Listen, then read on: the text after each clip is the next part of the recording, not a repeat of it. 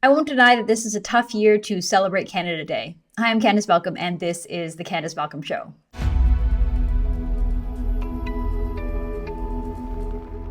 In years past, on this Canada Day, or as I typically call it, Dominion Day, here at True North, we would unabashedly celebrate Canada as the best country in the world. Canada is safe, secure, free, and open, and Canadians are gracious, friendly, welcoming, and great stewards of our tradition of ordered liberty that dates back to the signing of the Magna Carta. That's the world's first written constitution, limiting the powers of government and enshrining the rights of the individual. Canada is a beautiful country, and there's nothing better than getting outside, exploring the natural wonders of our country, and spending some time in the great outdoors. Canadians are adventuresome, we're tough as nails, loyal, and we're committed to developing and building up our great country despite the natural challenges and often up against all the elements. But I say it's a tough year to celebrate Canada because the media and the Laurentian elite in this country have basically turned on Canada. They've certainly turned on Canada's first and founding Prime Minister, Sir John A. Macdonald, and they've turned on Canada's early and often failed policies regarding First Nations. But here's the thing. The media and the Laurentian elite in Canada, the ones who are now turning on Canada, they've never aptly represented Canada or Canadians. They invented their own narrative, a myth, that was never really that true, never really that accurate. These Laurentian elites sneered and turned their noses at everyday Canadians, and instead invented their own anti-American narrative to define Canada. The left in this country pulled Canada away from its British roots and identity as being part of the mighty British Empire and crafted a new post-British identity after World War II. At that time, Canada was known as a mighty ally and a country with grit, determination, and innovation. Canada punched well above its weight in the Second World War and helped to secure a victory against fascism and against the Nazis in Europe.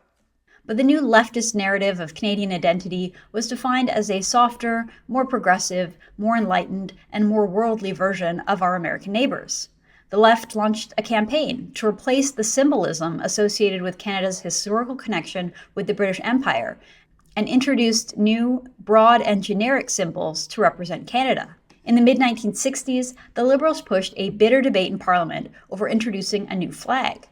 At the time, Canada used both the Union Jack and the Red Ensign, both interchangeably, as our national flag. The Liberals wanted a new flag, some form of a maple leaf, which had long been a secondary symbol for Canada. The Tories at the time, led by future Prime Minister John Diefenbaker, opposed the new flag, saying it abandoned Canada's British tradition. Diefenbaker accused Liberal Prime Minister at the time, Lester B. Pearson, of trying to use the flag debate as a distraction from his scandal-plagued and unpopular government and governing record. Public opinion was basically split among English Canadians, and according to Pierre Trudeau at the time, French Canadians didn't really care either way. Some historians opposed the change, calling the new flag innocuous and saying it would not promote national unity, but would merely produce an indifferent response. Pearson eventually got his way, and the new flag was officially hoisted at the Peace Tower on Parliament Hill on February 15, 1965. John Diefenbaker said this to Lester B. Pearson. He said, "You have done more to divide the country than any other prime minister." And in fact, when John Diefenbaker died in 1979, his coffin was draped with both the Red Ensign and the new maple leaf. But the Liberals weren't done. Next, in 1982, another Liberal government first changed our Bill of Rights and wrote a new Charter of Rights and Freedoms, and they also changed the name of our national holiday. From the moment our country was formed in 1867 all the way up till 1982, July 1st was celebrated as our national holiday, but it was known as Dominion Day. Then, on one hot day in July, Dominion Day was officially thrown out in something that can aptly be described as a coup. A Liberal from Quebec introduced a private member's bill to change the holiday's name to Canada Day, and a near-empty House of Commons rushed to push through this bill. Let me read a passage from the Dictionary of Canadian Politics. According to historian Matthew Hayday, 13 members of Parliament remained in the House of Commons on a hot Friday afternoon in July and began debating a private member's bill, tabled by Quebec MP Al Hebert, to amend the Holiday Act so as to change the name from Dominion Day to Canada Day. As Hayday told the Canadian Press in 2019, no one actually asked the Speaker of the House to verify that there was still quorum. Unless someone asks, it's assumed that it still exists. But there were some doubts as to whether, in fact, there were enough members of Parliament in the House. Undeterred, the MPs held first, second, and third reading in under 10 minutes on that hazy Friday afternoon. The bill eventually passed through the Senate, and it became law later that year. So with the stroke of a pen, Dominion Day was out, and the more on-brand Canada Day was in. So 13 MPs decided to ditch Dominion Day. Not very democratic. And interestingly, it was the Globe and Mail newspaper that led a campaign to save the old Dominion Day. In the mid-1990s, the now left-wing newspaper launched a national campaign called Bring Back Our Dominion Day, selling t-shirts and posters, but alas, the campaign did not get anywhere and it was a lost cause at that point.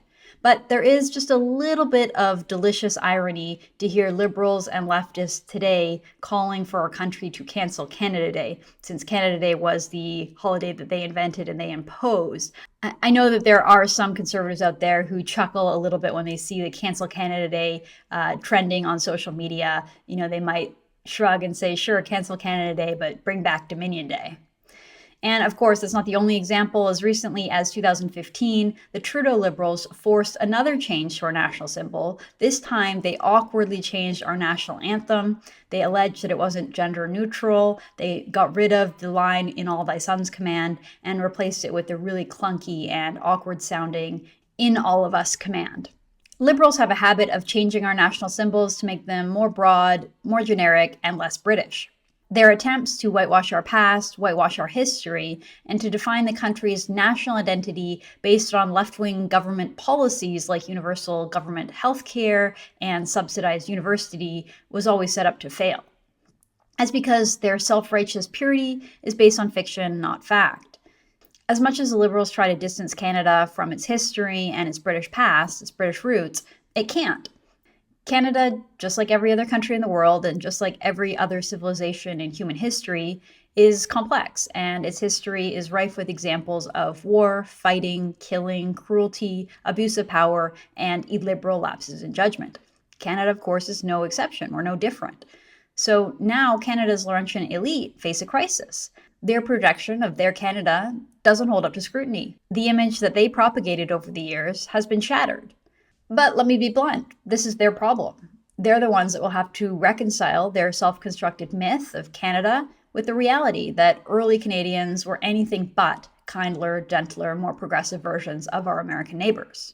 For the rest of us who maintain a more realistic image of ourselves and our country, not much has changed. Canada's history is comprised of sacrifice, grit, and perseverance. We get a lot of things right, but we also get a lot of things wrong. And when we did, we acknowledge our mistakes and we do our best to learn from them. Canada today is a wonderful and pluralistic country, a place where we share basic principles, traditions, and values, but this allows for a great deal of freedom, individualism, and diversity to grow on top of these shared values.